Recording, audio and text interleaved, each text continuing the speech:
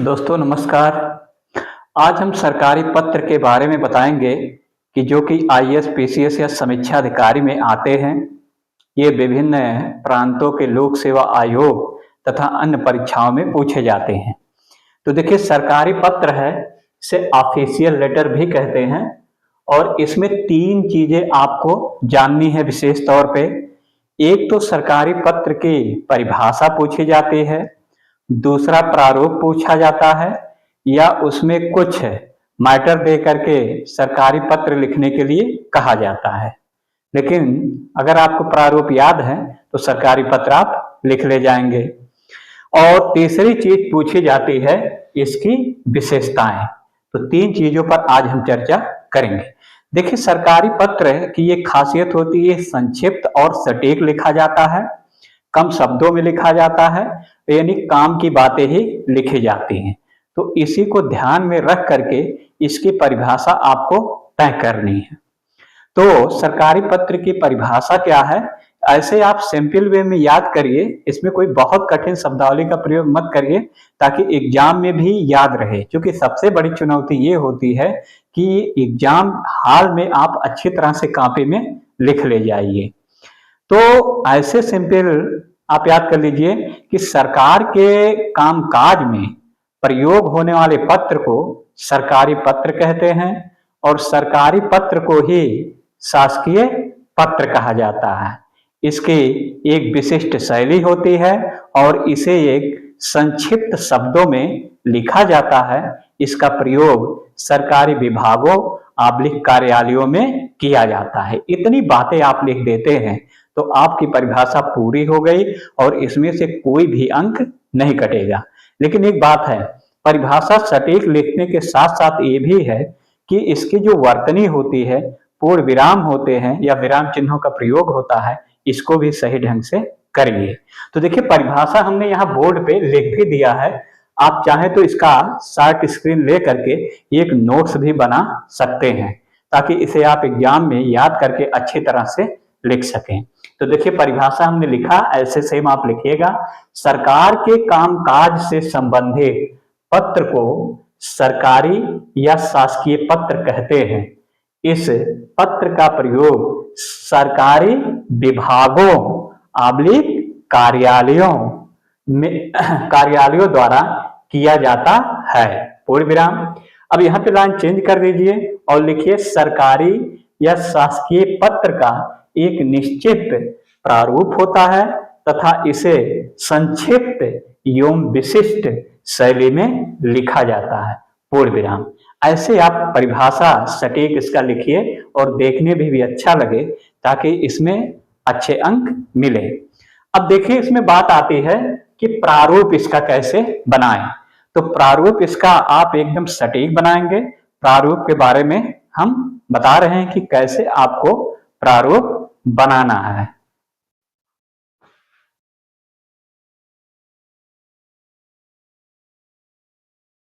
ये देखिए, आपका प्रारूप है और प्रारूप इसी तरह से आप बनाइएगा। क्योंकि इसमें एक ही पेज में हमने बनाया है तो ये आपको थोड़ा छोटा दिख रहा होगा, लेकिन इसे हम पढ़ के बता दे रहे हैं। जब इसका अगर शॉर्ट स्क्रीन लेंगे और फिर देखेंगे बड़ा करके, जूम करके, तो ये स्पष्ट दिखाई देगा। जो लोग नए हैं वो लोग विशेष तौर पे ध्यान देंगे, इस प्रारूप का कई बार प्रैक्टिस करेंगे और ताकि इसमें पूरे अंक आपको मिल जाए। तो देखिए क्या है, देखिए यहाँ पे सबसे पहले सरकारी पत्र में क्या लिखा जाता है। तो सबसे पहले सरकारी पत्र में, ये देखिए बायां है, ये दायां है, यानी दाएं साइड में सबसे ऊपर लिखा जाता है पत्र संख्या। अब जो पत्र संख्या रहती है उसको यहाँ पे लिख देते हैं। अब इसके बाद जहां ये पत्र संख्या लिखा गया है, इस लाइन पे आप सीधे आएंगे।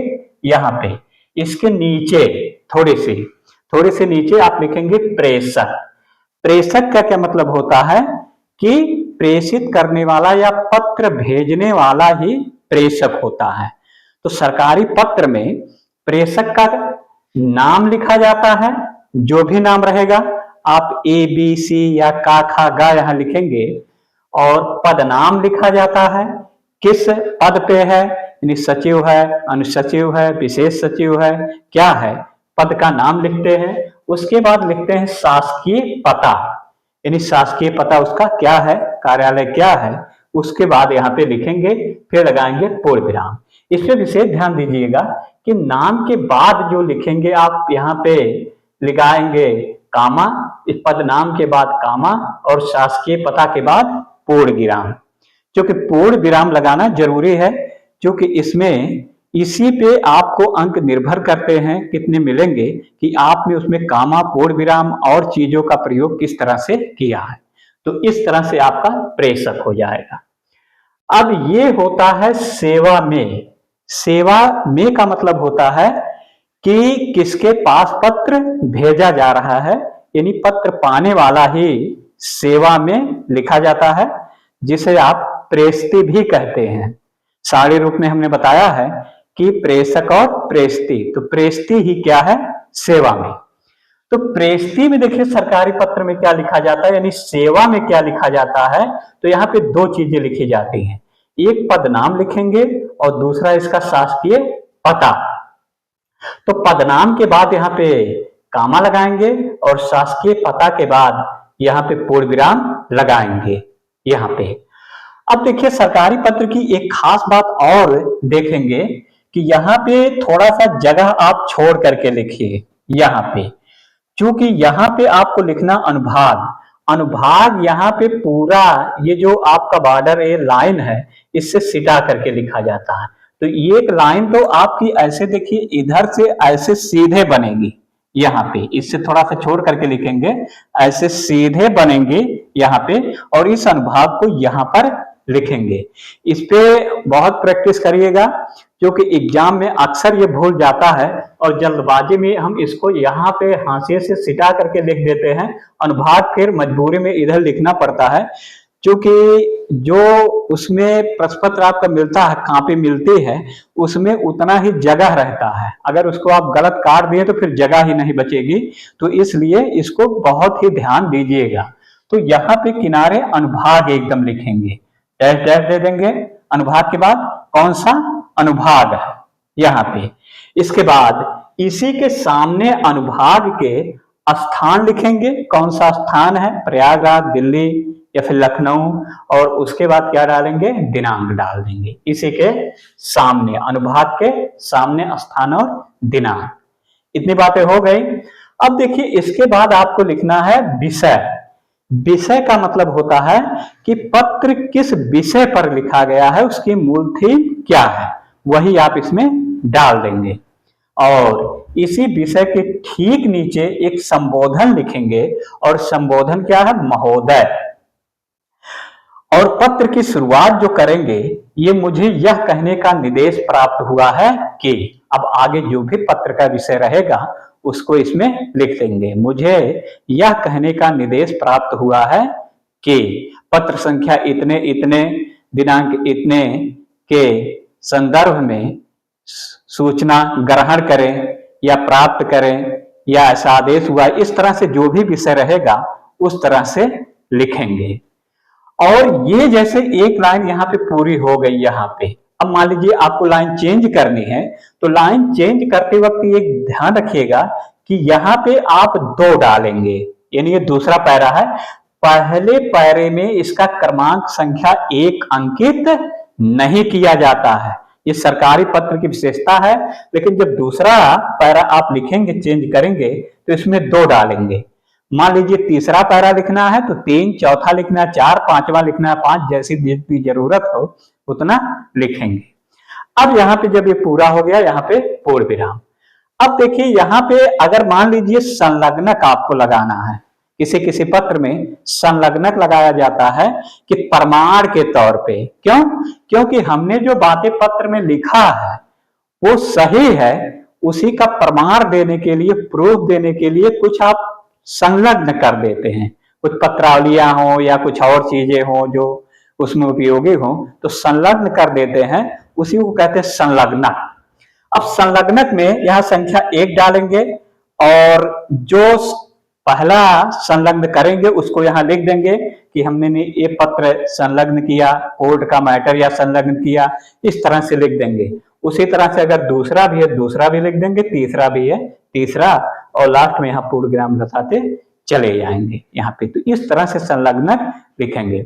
अगर संलग्नक नहीं है व्यवहार में तो आप नहीं लिखेंगे, लेकिन प्रारूप में इसको जरूर दिखाएंगे ताकि ये पता चले कि आपको पूरी प्रक्रिया, पूरा प्रारूप सरकारी पत्र का पता है। अब इसके बाद यहाँ पे आपने ये लिख दिया। अब बात आती है भौदीय। तो भौदीय कहाँ लिखा जाएगा? जैसे यहाँ आपने 2 लिखा है, 2 ये जहां समाप्त होता उसी के नीचे ऐसे चले आइए, ऐसे। अब यहां से आप लिखिए भौदीय। और भौदीय का क्या मतलब होता है? भौदीय का मतलब होता है कि ये प्रेषक ही जो है वही भौदीय है यहाँ पे।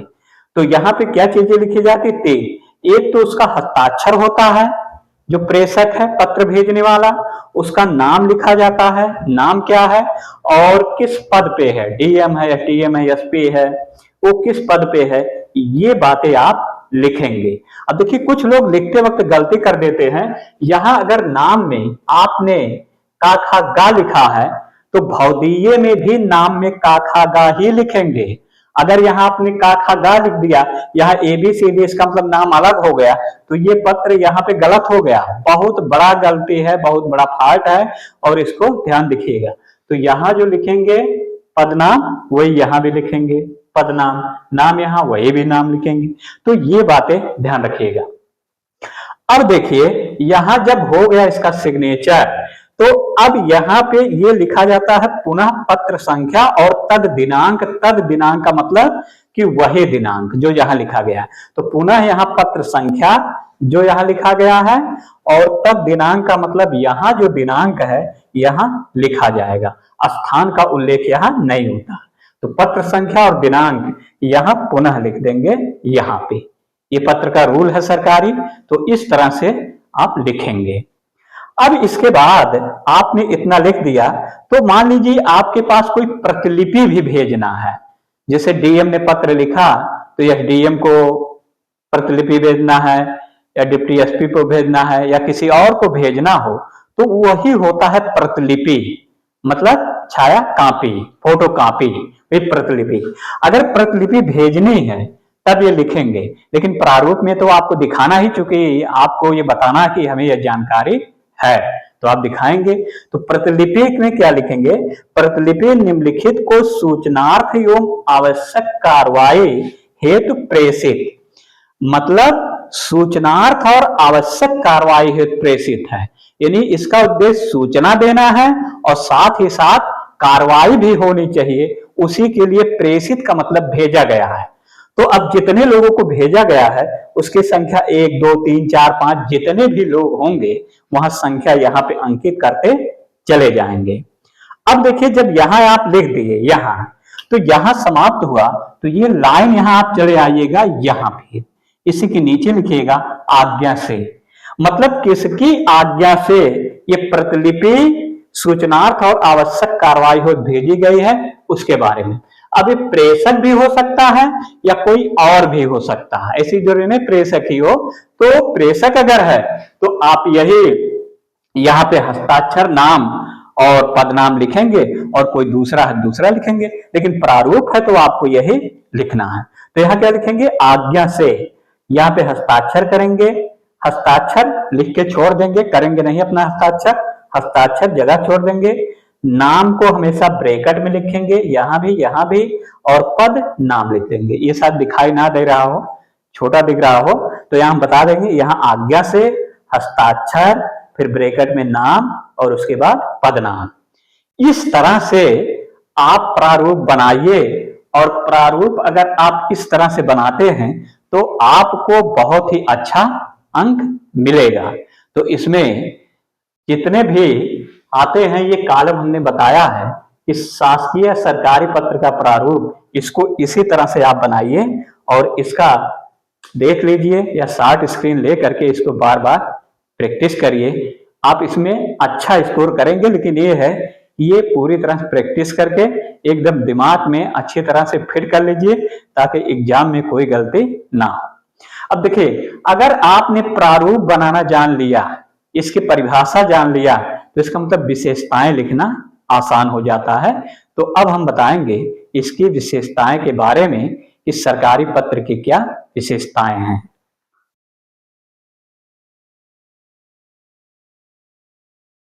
देखिए, ये शासकीय पत्र की विशेषताएं यहाँ पे हमने लिखा है। अब देखिए, शासकीय पत्र की विशेषताएं लिखने में कुछ लोग ऐसा होता है जो प्रारूप बनाते हैं वही विशेषताएं लिख देते हैं। जैसे पत्र के सबसे ऊपर दाईं ओर पत्र संख्या लिखा जाता है, बाएं ओर यहाँ पे प्रेषक है, सेवा में लिखा जाता है और अनुभाग लिखा जाता है, फिर इसमें पत्र संख्या है या भौतिक, इस तरह से लिखा जाता है। तो ये विशेषताएं तो मान लीजिए होती ही हैं, लेकिन आप सबसे सटीक विशेषताएं लिखिए। ये तो प्रारूप की विशेषताएं हो गई यहाँ पे। तो इसलिए जो विशेषताएं हो, जो सबसे अच्छी विशेषता हो उसको सबसे ऊपर लिखिए, फिर उसके नीचे, फिर उसके नीचे, इस तरह से विशेषताएं लिखिए। तो इस पे अच्छा प्रभाव पड़ता है जो कॉपी जाता है और ये प्रभावित होकर के अच्छे अंक भी देता है। तो देखिए, हमने ये विशेषताएं लिखी हैं कि यह पत्र पूरी तरह से औपचारिक यानी फॉर्मल होता है। यह पत्र पूरी तरह से औपचारिक यानी फॉर्मल होता है। औपचारिक होने का क्या मतलब है कि इसमें आत्मीयता नहीं रहती है। आप इस पत्र में ऐसे नहीं लिख सकते हैं कि आप कैसे हैं, आपका हालचाल कैसे है, आपके बीवी बच्चों का हालचाल कैसे है। तो ये सब सरकारी पत्र में आप नहीं लिख सकते हैं। तो यही जो होता है, यही होता है औपचारिक, घर का हालचाल नहीं लिखना है। दूसरी विशेषता है, इसमें राजभाषा का प्रयोग किया जाता है, यानी ऑफिशियल लैंग्वेज। राजभाषा का मतलब समझिए कि जो राज्य की भाषा है या राष्ट्र की भाषा है वही राजभाषा है। इसका सीधा सा व्यवहार में समझिए कि जो आपके ऑफिस में प्रयोग हो रहा है, सरकारी कार्यालय या विभाग में जिस भाषा का प्रयोग हो रहा है उसी भाषा को आप लिखेंगे। अगर हिंदी है तो देवनागरी लिपि में लिखा जा रहा है तो देवनागरी लिपि का ही प्रयोग करेंगे। तो वही हो गया क्या, राजभाषा या ऑफिशियल लैंग्वेज। तीसरी विशेषता लिखेंगे, यह पत्र संक्षिप्त व स्पष्ट शब्दों में लिखा जाता है। देखिए, सरकारी पत्र की यह विशेषता होती है, जब इसमें आपको घर का हालचाल नहीं लिखना है, हित मित्र का हालचाल नहीं लिखना है, तो स्वाभाविक सी बात है कि ये पत्र जो होता है संक्षिप्त होता है और इसमें काम की बातें ही लिखी जाती हैं, इधर उधर की बातें नहीं लिखी जाती हैं। और ये स्पष्ट होता है, यानी दो अर्थी कोई शब्द का प्रयोग इसमें नहीं करना चाहिए कि उसका दो अर्थ तीन अर्थ निकले। तो स्पष्ट शब्दों में ही लिखिए। तो वही कहा गया है कि यह पत्र संक्षिप्त और स्पष्ट शब्दों में लिखना चाहिए। इसमें चौथी विशेषता है कि यह अन्य पुरुष शैली में लिखा जाना चाहिए या अन्य पुरुष में लिखा जाना चाहिए, अन्य पुरुष शैली में लिखा जाना चाहिए। इसका मतलब यह है कि पत्र जो आप लिख रहे हैं ये अपनी तरफ से नहीं लिख रहे हैं। केवल नाम होता कि आप अपनी तरफ से लिख रहे हैं, या इसमें मैं और हम का प्रयोग नहीं कर सकते हैं। जैसे ये ऐसा पत्र में आप नहीं लिख सकते मैं ऐसा आदेश देता हूं कि, मैं ऐसा तुम्हें करने का आदेश देता हूं कि, हमने यह कहा था इसलिए तुम्हें यह काम करना है। ये सब बातें इसमें नहीं लिख सकते हैं। तो यही है अन्य पुरुष शैली में। अन्य पुरुष का मतलब ना हम और ना आप, कोई तीसरा यानी थर्ड पर्सन, वही अन्य पुरुष है। थर्ड पर्सन का मतलब हुआ कि ऊपर से जो आपका आदेश प्राप्त हुआ है, आपसे बड़े अधिकारी का या भारत सरकार का, राज्य सरकार का, वहां से जो आदेश प्राप्त हुआ है वही हम आपको सूचित कर रहे हैं कि इस विषय पर कार्य करना है। तो वही होता है अन्य पुरुष, थर्ड पर्सन। अगला है पांचवा विशेषता कि यदि पत्र में कई निर्देश दिए हैं तो उन्हें अलग अलग पैराग्राफ में लिखा जाता है, परंतु प्रथम पैरा का क्रम अंकित नहीं किया जाता है, जबकि दूसरे पैरा क्रम संख्या 2 डाला जाता है। यानी दूसरे पैरा में आप क्या डालेंगे, क्रम संख्या 2। अगर तीसरा पैरा भी लिखते हैं क्रम संख्या 3, 4 ऐसे बढ़ाते चले जाएंगे। तो वही बात इसमें लिखी है, लेकिन पहले पैरे का क्रम अंकित नहीं किया जाता।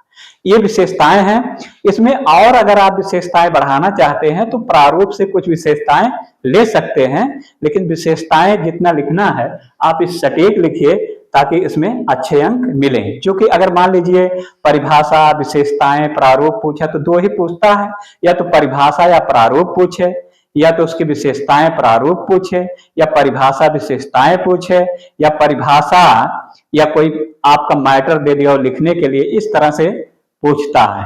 तो जैसा भी पूछे उसी तरह से इसका लिखेंगे, उत्तर देंगे। ये आईएएस पीसीएस समीक्षा अधिकारी, सहायक समीक्षा अधिकारी एग्जाम या और परीक्षाओं में जो स्टेट लेवल के होते हैं इसमें आते हैं, तो इसको अच्छी तरह से ये पढ़िए। दोस्तों हमने अभी व्हाइट बोर्ड पर ही इसको आपको समझाया है, अभी डिजिटल बोर्ड नहीं है, तो आगे जब होगा तो उसमें हम समझाएंगे, लेकिन इसमें आप इस तरह से लिखेंगे और इसका विस्तार है। क्योंकि ऑफलाइन जब हम क्लास पढ़ाते हैं तो इसमें और ज्यादा लिख करके समझाते भी हैं और बताते भी टाइम ज्यादा लगता है, तो इसको हमने पहले से इसलिए लिख दिया कि टाइम कम लगे। इलाहाबाद में जो लोग होंगे वो जानते होंगे ओपी वर्मा, और वहां हमने करीब 10 साल ये सामान्य हिंदी, पत्र लेखन, निबंध विभिन्न परीक्षाओं में पीसीएस समीक्षा अधिकारी के लिए पढ़ाया भी है। तो इसलिए यहाँ पे जो पत्र लेखन हम बता रहे हैं ये आप इसको अच्छी तरह से पढ़िए, और हमने कोशिश ये की है कि इसमें कोई भी गलती ना हो ताकि इसमें पूर्ण अंक मिले। तो इसी में प्रैक्टिस करिए, आप निश्चित तौर पे ये इसमें अच्छा अंक पाएंगे।